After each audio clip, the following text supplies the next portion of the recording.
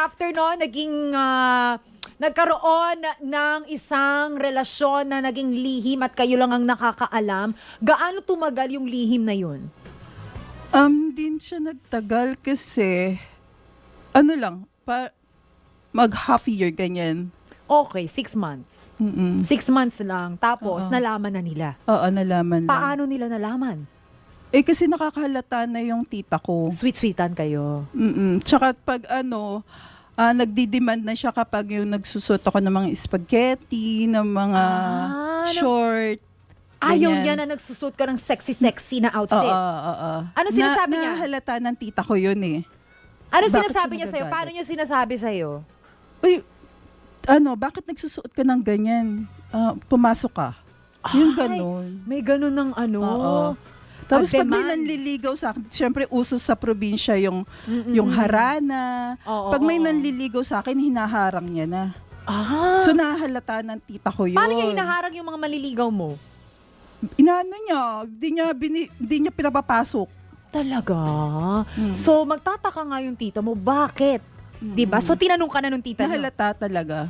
So, tinanong ka na Tinanong, niya? oo, kinwestiyon na ako ng So, tita ko. dun mo na sinabi na merong namamagitan sa inyo. And ano naging reaction ng tita mo? Nagalit. Nagalit. Tita ko. Tapos yung parents ko, nagsabi sa akin na baka naman merong mas iba pa na mas ano sa'yo, wag naman siya. Hindi ko alam kung bakit. So, nung sinabi nila yon, itinigil nyo na ba yung relasyon nyo nung nalaman na nila na may namamagitan sa inyo? Itinigil nyo, hindi nyo talaga inilaban? Ako, inilaban ko. Okay. Inilaban ko. Pero, ang dami kasing again sa relationship namin. Ang daming na Ang ayaw daming- talaga, oo. Bakit daw ayaw nila?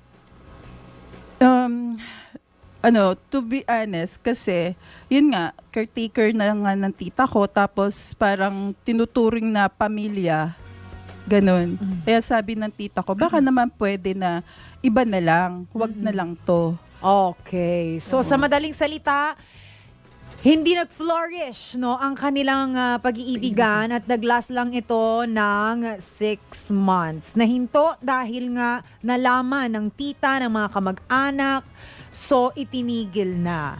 Okay. So, yun na yung kwento, baka may idadagdag ka pa na hindi mo nasasabi o gusto mong Tapos- malaman namin. Baka gusto mong idetalyado yung mga ibang bagay na talagang... Tapos yun, paggising ko na lang, wala na siya. Umalis siya doon sa province. Tapos until now, hindi namin alam kung nasaan siya.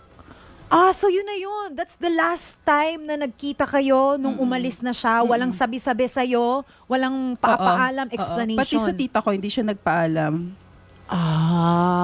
Okay. Alright. So, para may pagka-ghosting na naman tong naganap na to. Nag-ghost ba? O, kasi walang closure eh. Oo, walang closure. Walang closure na naganap.